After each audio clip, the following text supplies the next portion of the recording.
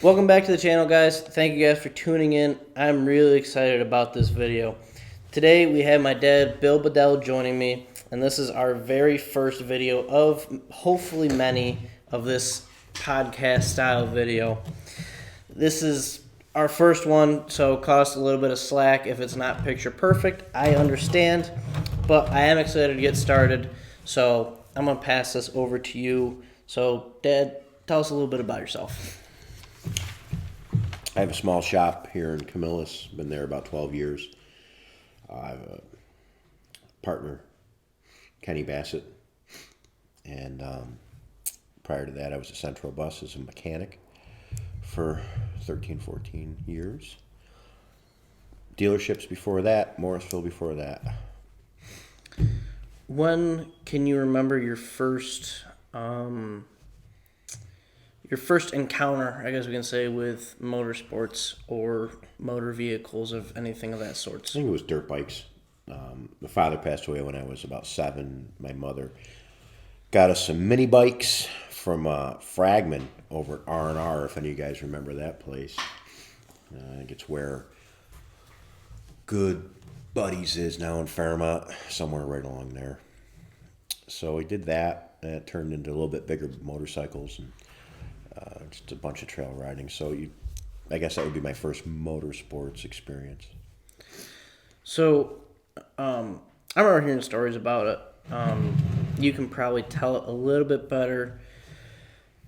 Back when you were doing the dirt bikes, riding dirt bikes, you could pretty much leave from our back porch and hit any trail you wanted. There wasn't huge. It was just the neighborhoods weren't here. It was farms, a farmhouse that we're on, and there was a barn in the backyard when I was a kid.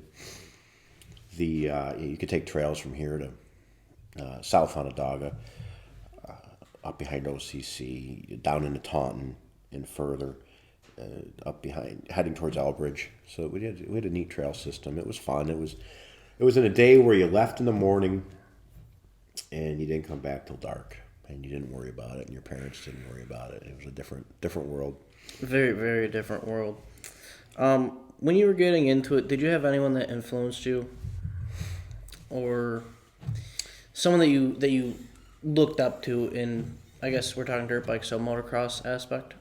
The dirt bike stuff, maybe not. It was just a bunch of buddies. It was really what it boiled down to. It was just a bunch of, looking back, some fortunate kids that all had parents that were in a position to get their kids either motorcycles to get them out of the house or get them away from mom or whatever the purpose of it was. But no, at that point, nothing really. There wasn't anybody at that point that I thought, geez, I want to be like him.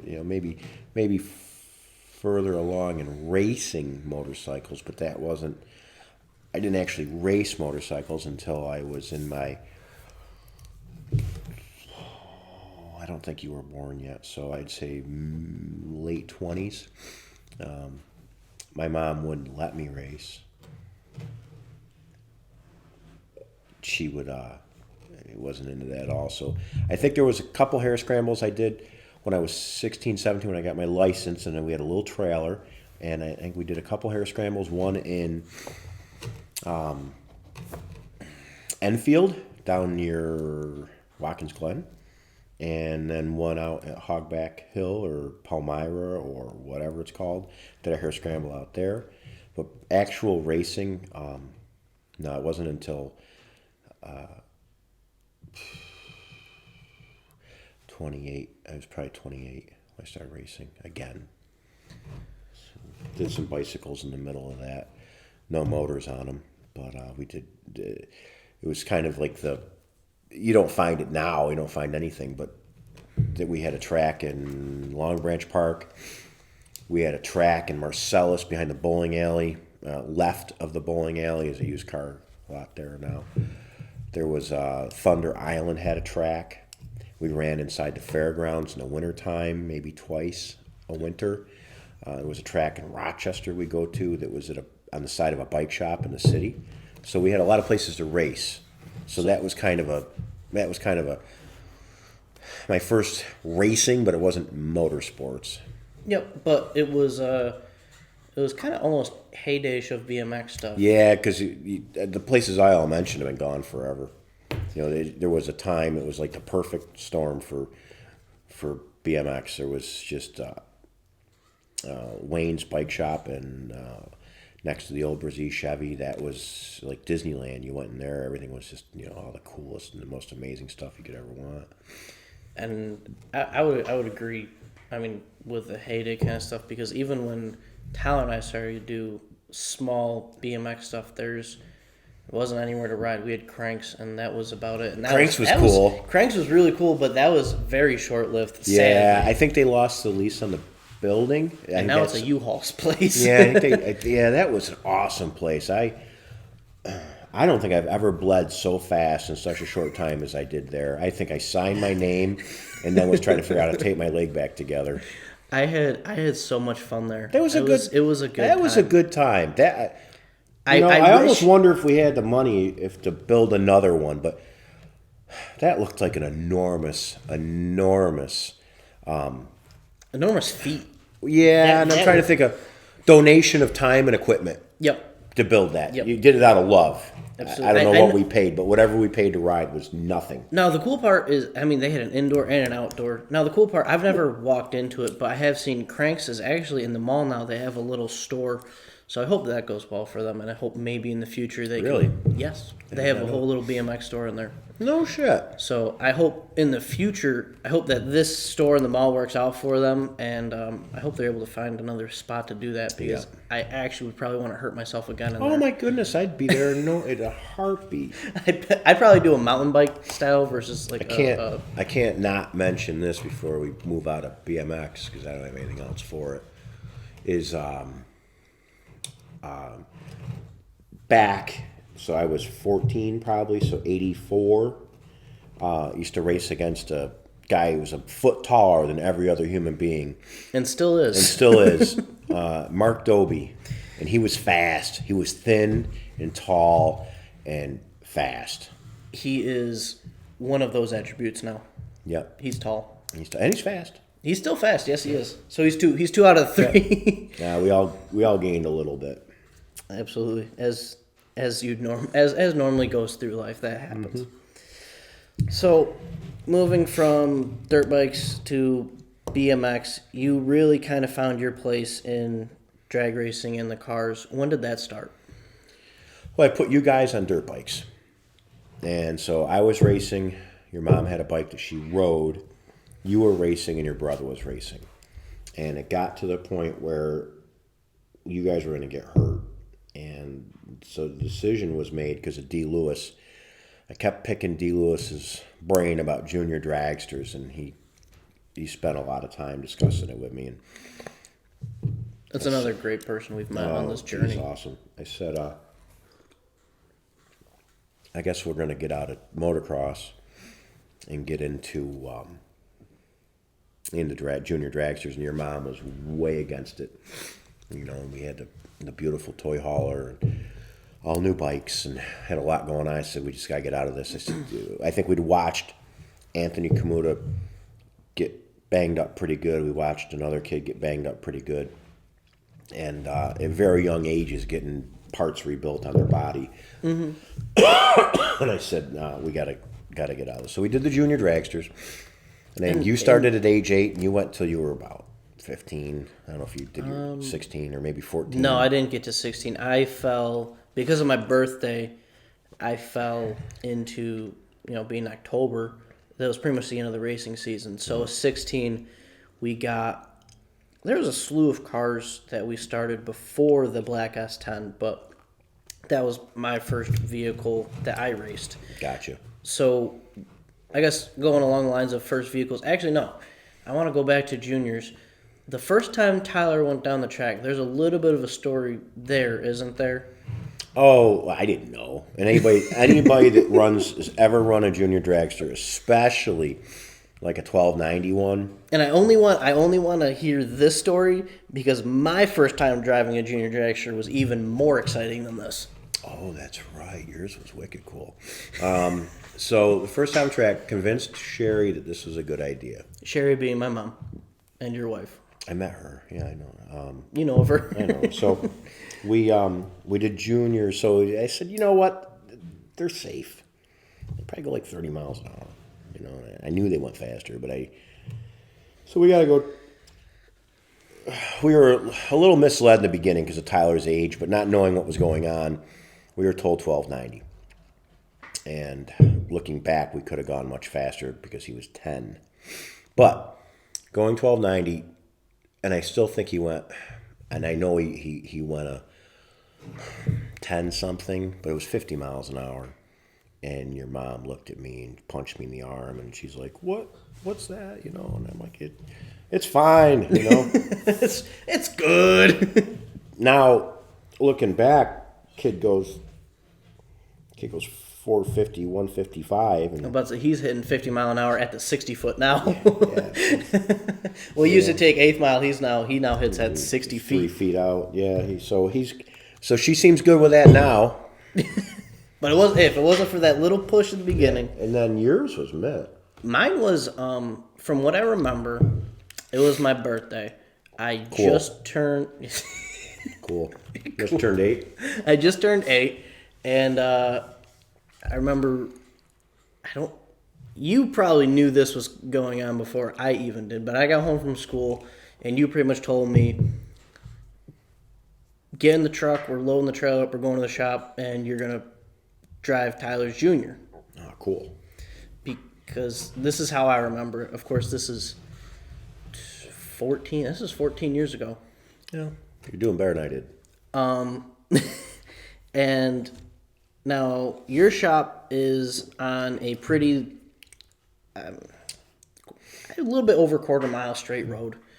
I use straight in a relative term. It has a little bit of bend, but it's not. It's not like this. So we tested. Everybody drove a junior dragster on that road. That's the mall parking lot or the whatever that other people used. We used the shop road because it's a dead end, and there's very little traffic at all on that end.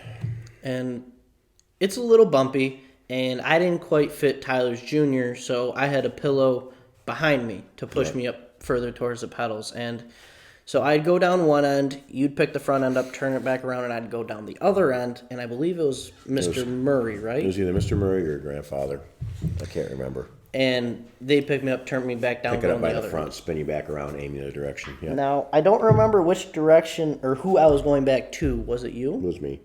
Because you went by me. It was awesome. So I'll let you kind of pick up the story from here because you got the outside view. I was inside going, I don't know how to stop this thing. At the end of the dead end street's a chain link fence. And so you're coming my way under power, and you start to coast. And it probably was an old foundation from a building. There's a concrete pad there. Maybe I don't know what was there, but there's a concrete pad there that sticks up out of the asphalt just a little bit. And you hit that, and it popped you up in the seat. Even though you were seatbelted in, it popped you up in the seat. And the pillow that was holding you close to the throttle and the brake was now under you. So you couldn't reach the throttle or the brake. And so you went by me, kind of with this helpless look. And I couldn't touch climb that chain link fence. You put that thing straight up and down.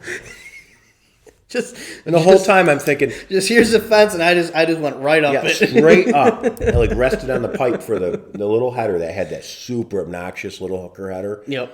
And it hurt everyone. Permanent burns. Your mom, we both had burns from that one. But I remember thinking at the same time when you went by, I wasn't like, oh my God, there goes my son. I'm like, that nose is a bitch to fix. I hope he didn't clobber that little removable front fiberglass nose that like got fixed by everybody that owned it. You know, Yep. Gene and Yep. That's right, because Gene owned this one before we did. Boss Man's kid. Yep. Another great person in racing we've met. Yep. So there was Becca Searles. Becca Searles. Had it. Yep. Steve Searles, who I really want to talk to. Yeah, he'd be a good one. He's got a lot of history. But so that's I mean, we're kind of getting off the main point, which is about your stories, but that was we don't have a good track record with first time in juniors. We did junior dragsters, and then because the motocross was not safe for you guys, so but your mom wasn't sold on the drag racing thing, and then later it was awesome. Looking back, we had the best junior dragster time that I think that track has seen as far as car count. Absolutely. To have 12 A cars, 14 B cars, or vice versa. That we had huge numbers of juniors, rows of juniors. It was cool. It was a good time, and kind of like the BMX thing. It was just the right time. Just hit it at the right time. Dumb luck, but the right time. And we know that because as I got older, 14, 15, we went from 2 classes, junior A, junior B, 8 to 12 cars a weekend in each class, not all together, in each. So a total of probably close to 20 cars. It went down to 1 class. And it was dropping off. And it's probably going to come back around. I think there's going to be... It's just got to be who had kids at what time. Yep. Because it's not an ultra expensive sport. I'm not saying it's cheap, but it's not an ultra expensive sport. And I just think that there's just not a lot of kids of that age, or I don't know if they don't want to be involved in it, but I think we just happen to have you think about everybody's father. Gene's father was a racer. Lance drove a race car. Bunos drove a race car.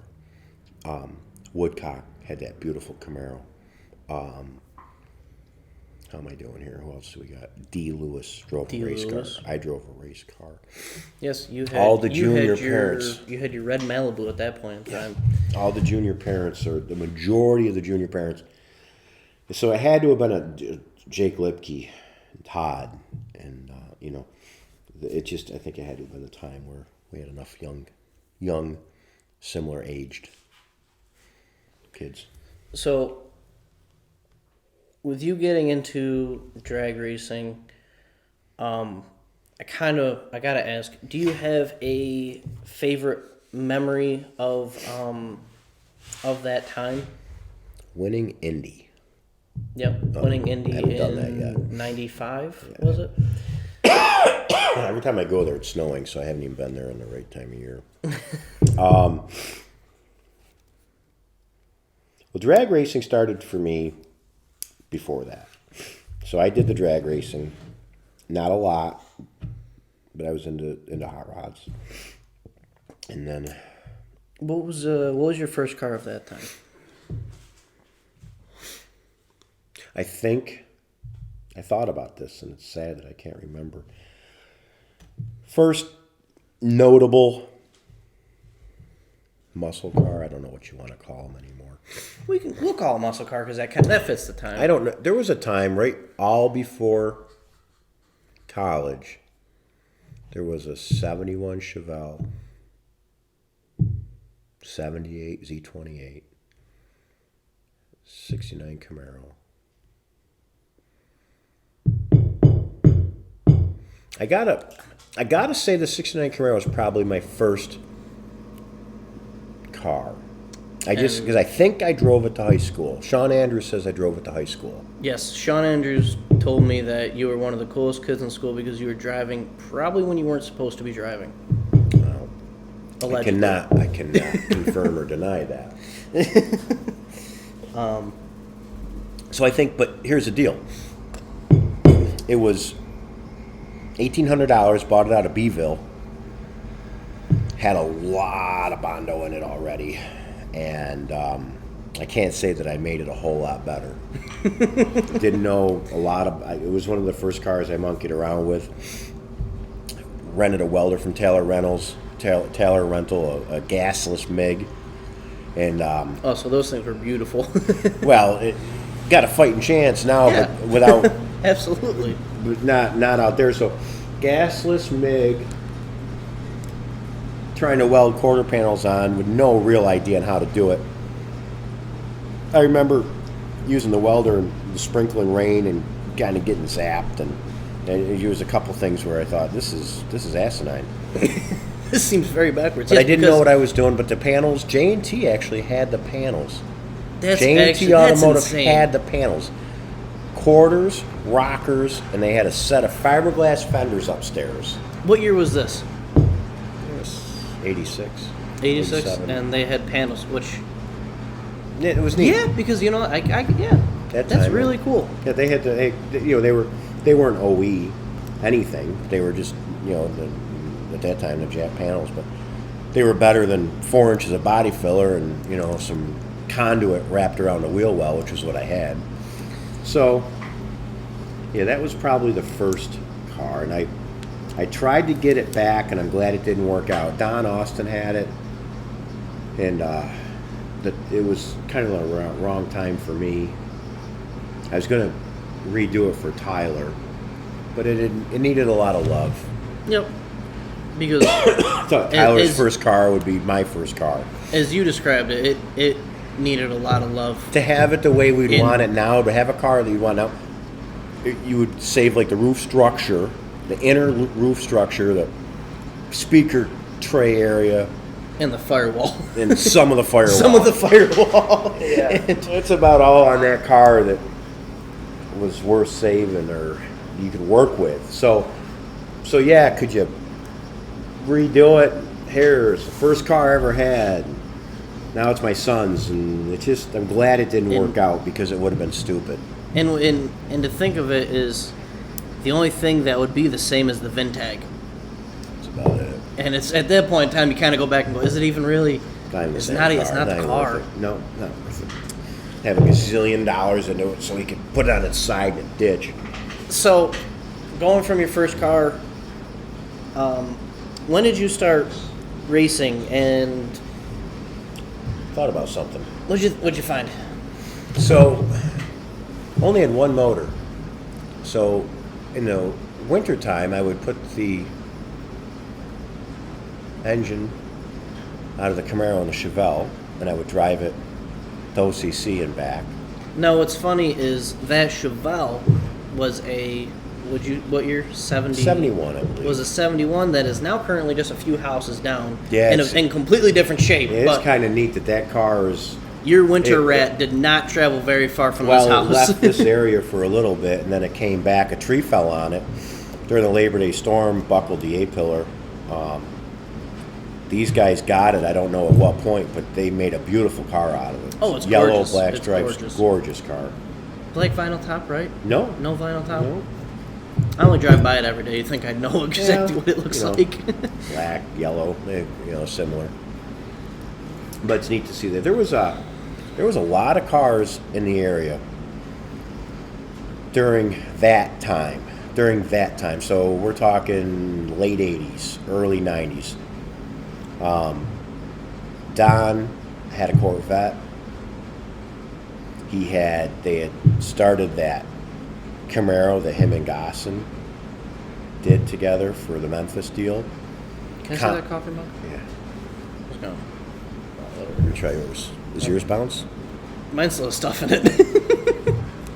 Conley's had the Firebird. John had the Firebird, which I believe was Pat Piccioni's prior to that. His brother had the Impala. And prior to that, now Mike Conley had a cool car in high school. He had a primered Cutlass with a wooden bumper. But because it was Conley's, it was cool as hell. Yep. Because they were very crafty at a very early age. They could make stuff work. And John and Mike always had like the finest running performance cars. Even in the early stages.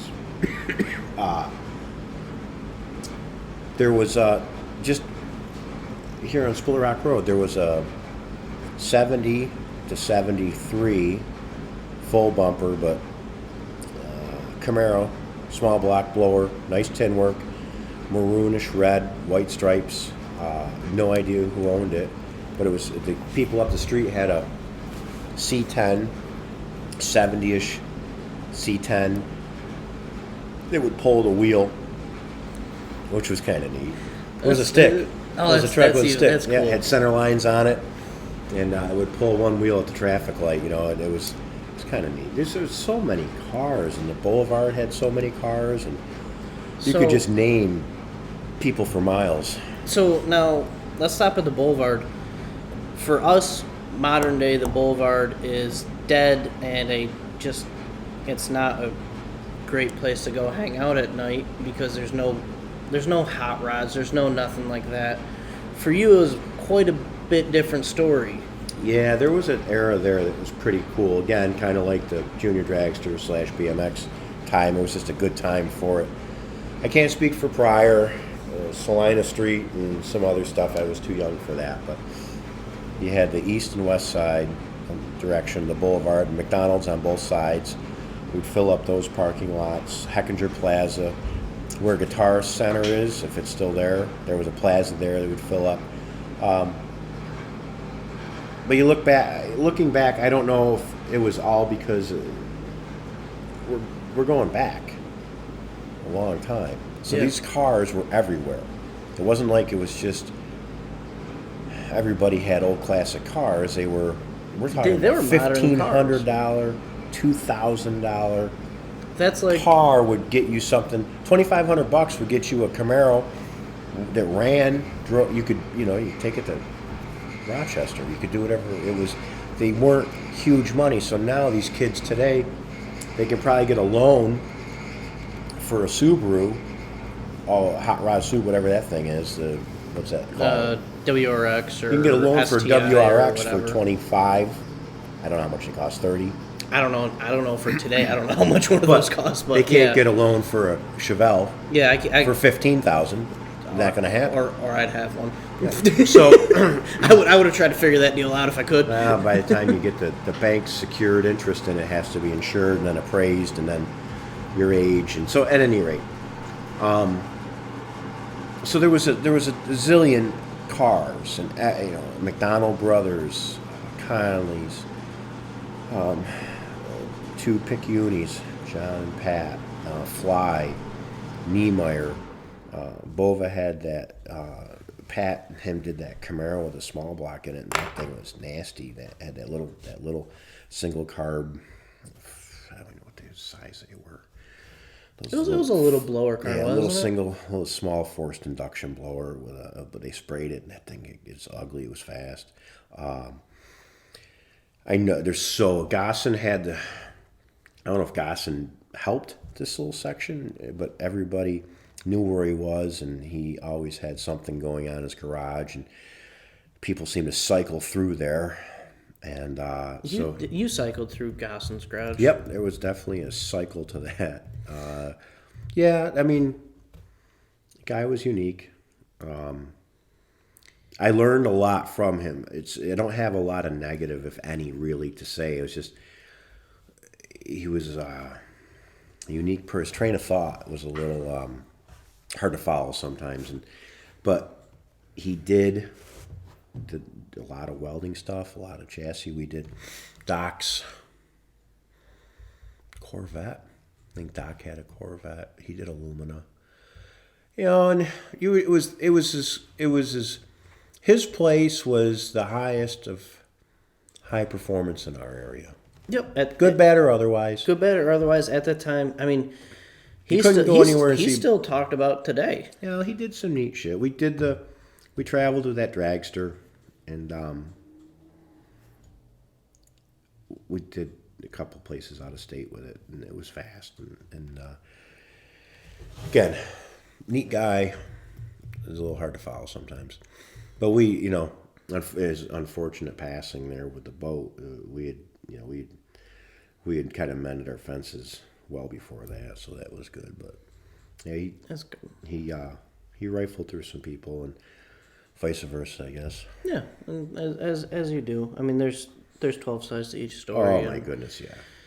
Everyone can be the bad guy if you paint them that way. Oh my goodness, yeah. No, but as I said, all in all, it was a positive. Meeting John and his impact on our little hot rod community was all positive. So, to go with the Boulevard area and just kind of that area in general, it's kind of known for a little bit of racing, kind of street racing stuff. Did you partake in any of that at that age? No, not really. I didn't have anything fast. And I didn't, the Boulevard, there were still cops. There were still roadblocks. We get trapped in those. I'm sure there was as long as this has been going on, I'm sure there was a shitload of racing. I mean, I can get 298 and some Yep. other, other places, but it's just funny to think about the names. They were, they all were there, and they've all followed. I don't know,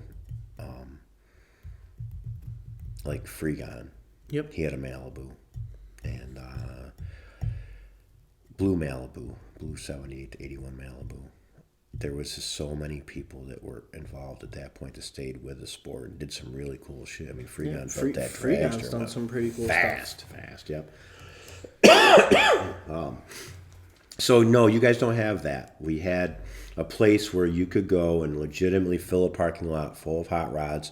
And you got every walk of life. You had good, bad, and otherwise. And there was some fights. And there was, I remember Heckinger had one heck of a fight and some really bloody people. And they weren't car guys that started it, but the car guys finished it. And yeah, I agree with you 100%.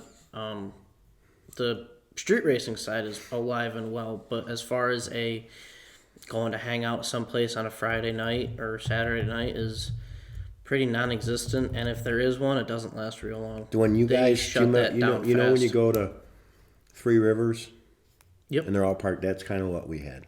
We had Which is that insane because every Friday and Saturday night.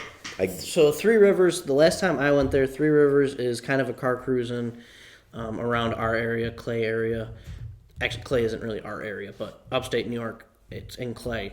And the last time I went, I could have almost guaranteed maybe 200 cars to kind of paint a picture for you guys watching. So that was 200. So Friday, Saturday night, you could easily get 200.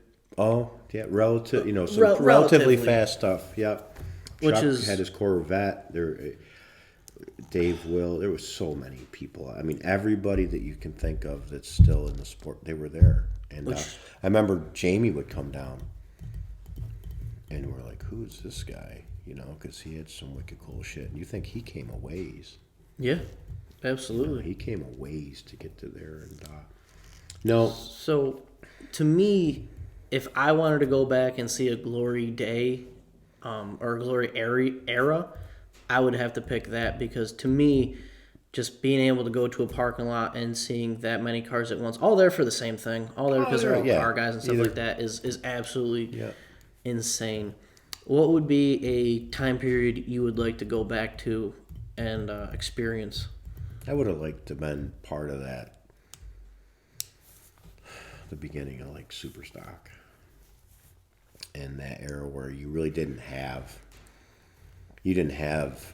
an internet full of aftermarket parts and catalogs full of aftermarket parts when everybody had to work with what they had, and production parts were the deal, and the dimple rods and the steel cranks and the 4-bolt blocks and the going to junkyards to get your parts. Yes, and that that stupid saying with the knowing camel hump heads or the 202, they were 202 heads in the 4-barrel and the mechanical secondaries and that 3/4 race camp and all that bullshit.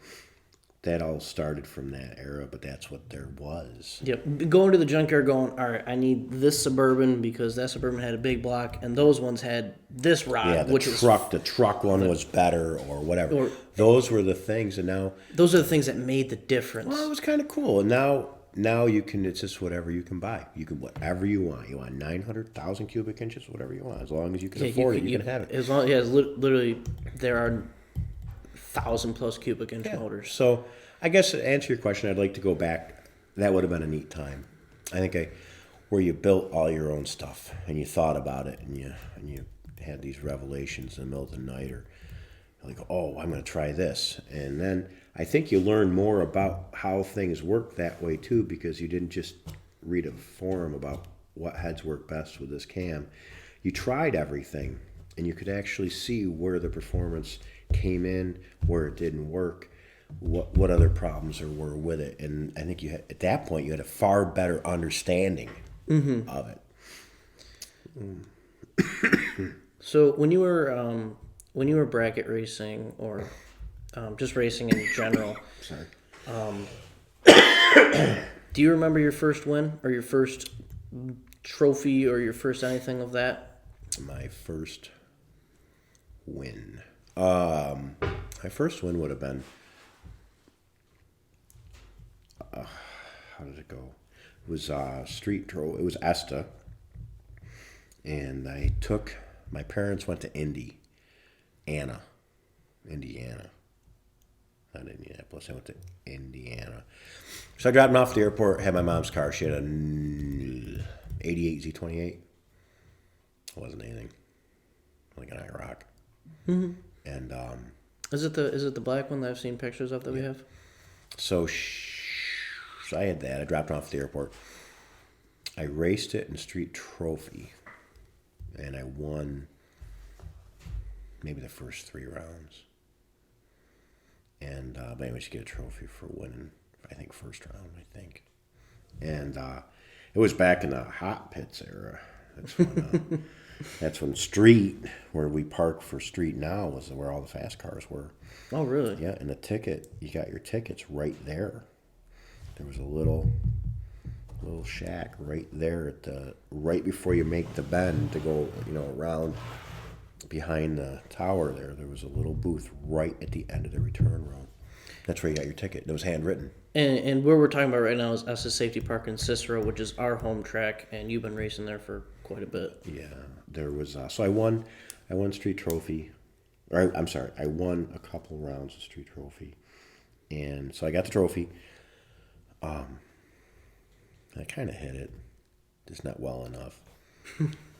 And so my mom at some point found the trophy and asked me where this was from, and I wanted to say, well, shit, it says on the bottom of it where it's from, but I didn't. And you know what that turns into. Yeah, so I said, well, I won. I raced. But I didn't want to say I raced her car, so I said that I raced Chris Keller's Ninja. Which to you was a better option. It was actually hindsight bad choice. I didn't want to tell her I raced her car, so I raced this street bike because I didn't know what else. I'm like, what's this? It's a trophy. What do you think it is? So yeah, that didn't turn out. So my first drag racing experience. The first time bringing hardware home wasn't a huge. Yeah, it didn't wasn't widely celebrated. Yeah, it was a little bit different. But it was short-lived. That little era of drag racing was short-lived. We went from there to motorcycles. Yep. And then we went through that real quick. Yeah, and then we got back into junior. Then we we're back. We kind of haven't left since then. So. And it's Tyler's gone back to dirt bikes and motocross, which is great. It's what he loves, and I know he's talked about it for a while. But drag racing is kind of where I like to stay. That's kind of my favorite. That's what I wake up and start thinking about every day. Hurts less. Most of the time, it hurts less. Except financially, I don't think it hurts less. No, I got it. The dirt bike thing, I was pretty pleasantly surprised. I think it was $10 at the gate. I'm like, so really? So, moving forward through motorsports, we've been a part of some really, really cool things, whether it was dirt bikes, juniors. Sorry. It's perfectly fine. You are a part of Tyler's Racing, and you guys are doing that radial thing in that Ultra Street car, which is super cool. But to kind of scoot all past that, where do you see the future of racing going? Do you see it increasing, declining, staying pretty steady? I think it'll stay. I'm kind of terrified of our financial situation that this country's in. So racing is, if it's not your business, it's going to take a expendable income. Yep. And it's going to take a back burner to existence. So I think we've kind of joked about the NHRA in the past, and I don't know how to make it better. I don't know what the deal is.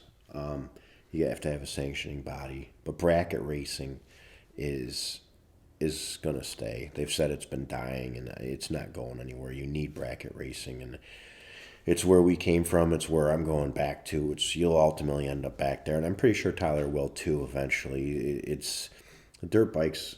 I got one more year of that, and if I don't hurt myself, I'm going to do cars again. But I think the future of bracket racing is alive and well. I really, really do. It's. I don't want to use the phrase grassroots because it's not, but it's the foundation of drag racing. It's how tracks run every single week. Yeah, without bracket racing, all these heads-up guys wouldn't have a place to race. At least, I mean, you think about Cicero, if it was just heads-up stuff a couple times a year, I don't think it'd be able to survive. And that's not saying Ranger doesn't put on great events. It's just not financially possible that the no prep stuff or the heads up stuff would be able to keep that afloat. It's a great addition, but you need the bracket racing. You need that weekly, and it allows a guy that goes 15s to have as much fun as a guy that goes 7s, and they each have on paper a fair shot at winning. Equal amount of chance of winning. Yeah, we're crossing classes and stuff like that. But for example. So, let's just say everything goes perfectly smooth, racing's alive and well, and you hit the lottery. Are you going to build a dream car, or are you going to throw a bunch of money into the Buick? Gonna finish the bathroom. Gonna finish the bathroom first? Gotta say that. No, I would like a cool top sportsman car. It's about as fast as I want to go. Yep, understandable. Do you have a body style you have in mind? I like those Corvettes, those split window era Corvettes. They made a cool pro mod looking top sportsman. Absolutely, I agree. Stretched front end. Front end. Yeah. They're super long. They're low. Cool looking. They're beautiful. Done. I'm a fan of that. So I guess if that was the case, top sportsman car of that nature. So, kind of keeping along with the car stuff, is there a car that you wish you held on to?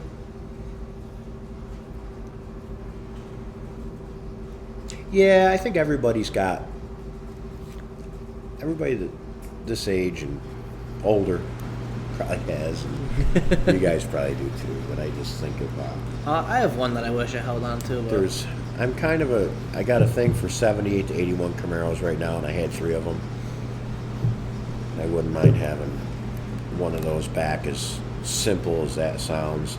I had a 67 Nova that I liked, and I kind of, maybe that one. See, I would have, personal reasons, because I have a picture of me standing in front of it. I think that would have been cool to see. Oh, the Nova. It was neat. All the way up to today, where it's probably a 18-year-old difference. Yeah, I'm just guessing. I was probably a couple years old then. Yeah, there was so maybe. I don't get attached to a lot. I like the Buick because it's different. Yep. I actually had a 67 Camaro that I was going to turn into Tyler's first race car, but I couldn't bring myself to cutting it up. It was just too good. It didn't need anything. And it's the green one that Kenny currently owns. It's the one that Kenny drives now. He put a drivetrain in it and had the interior redone, and so it's a neat little driver. But the Buick, we got Grant Farmer. Yeah, we have the real fast one. I got the real slow one. And then there's a French as a bracket Regal. Yep. I don't know of too many Regals of that body style. As far as Regals, your body style and that race as much as they physically can, the illegal Regal, yours, and Grant Farmer's are the only ones that I can think name of off right the top now. of my head. Yeah, I'm sure there's others, but I'm sure there's more. You can name a trillion Camaros, Chevelles, Novas, Ford Mustangs, notchbacks, hatchbacks. I cannot believe that there were that many notchback and hatchback Mustangs built, because you see them everywhere in racing. Yeah. I cannot believe there's that many that were built. Every Camaro's a Z28. Yeah, there are more Z28s than there were ever produced. But the Mustangs are perfect race cars. They're perfect. Oh, they're light. They got a good wheelbase on them. They got amazing stock suspension, which they're a great platform for a car. So, I really only got one last question, and we can start wrapping this up. But if you could tell the younger generation getting into motorsports a little advice, what would you tell them? If it's going to be cars, because I can't talk about other stuff because I don't know enough about it, keep your goals make goals, but keep them within reach, because they're a tremendous devotion of time.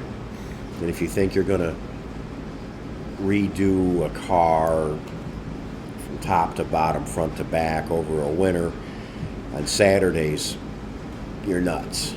And John Gosson said that they're prison sentences. And we kind of laughed, but out of the cars that I've done, they are absolute prison sentences. If you're not working on them, you're thinking about what you're doing that night.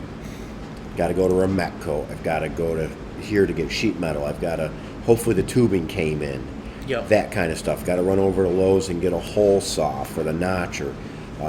It's a constant deal to build a car, and it's expensive. And so I guess if I had to tell you, set goals, make them realistic, make them a couple-year goal, but don't let it sit stagnant, because you get bored of it, you get discouraged, you look at this mess of money you have, and in the end it's worth it. But and if I can add to it, if you can afford it at the time, try to get a rendering of it made, because it's nice to scroll through your phone cool, and click the picture of it and go, if I just keep drilling away at this thing, this is what it's going to look like. Yes. Yep. Or if you can afford to buy it. Yeah, if you can afford to buy it done, that's probably the better option. And then tinker with it and make your changes. If you got $30,000 you don't know what to do with, and you want to go buy a hot rod, you're going to save money by buying it. Absolutely. If I give you $30,000 and tell you to go find a 9-second street car, you can go pick 10 out off the internet in the next half hour. Yeah, I'll be back within a half hour, and I'll have 10. And I'll take $30,000. I'll spend a winter. I won't work my regular job, and then I'm still going to need another $20,000 at the other end to finish it. Yep. So, if you can afford to buy it up front, and you can find something that you like, it's money saved. Or if you are like us and building it is the more fun option, then make sure you keep it small and affordable. Yep. Yeah, I agree. I like building them. I prefer building them than buying them, but everyone has their own deal. Yep. So. Yep. I guess lastly, do you have anything that you're excited for coming up? Nap. If I can get through one more year racing motocross, I want to get back after the Buick and come back, and I'd like to do the 550 deal. Yes. Probably still bracket race it, and then I don't think Outlaw is really feasible, because the Outlaw guys they're all going to be in the fours. Oh, absolutely. If they aren't in the fours already, they're going to be there for sure. And that's not financially feasible for me, but I think I went 6 teens, I think 617 on the motor. I could come back and spray it. The cylinder heads are my weakest link on that motor. If I could have had a real pair of cylinder heads, and I think or you could just go a few more cubic inches, and you'd probably be a lot closer. But at any rate, I think that would be the avenue for me. I want to get back to. It's just there's a lot of other stuff going on right now, and I just can't dedicate the time to it. So you're excited about motocross this year, but really, the Buick coming back is going to be pretty sweet. Oh, I hope so. I'm excited to work on that with you and get that rolling again. But thank you for taking the time for this, and I really enjoyed it. I hope you guys at home enjoyed it, and I just wanted to say thank you guys for listening. I hope you liked it, because I'd love to do more of these. Get Steve Searles. I need to get Steve Searles. Steve, if you're listening, I'll either message me or I'll message you in like a week, and we can go from there. Bud Brown would be fun. Bud Brown, I would be willing to sacrifice my time to go down to beautiful North Carolina and go interview him. I'd love to do that. He would have stories for days, and he's just a great person. We just have more stories. So also, yeah, if you did make it this far and you are that older person that has a lot of stories, throw a comment under the video, or you can find me on Facebook and Instagram, EC Motorsports on both of them, and shoot me a message, and I'm sure we can hook something up, and I can't wait. So thank you guys for listening. Like, share, comment, and make sure you subscribe. It costs you nothing, but it helps me out tremendously. So make sure you guys do that, and I'll see you guys in the next video. Perfect.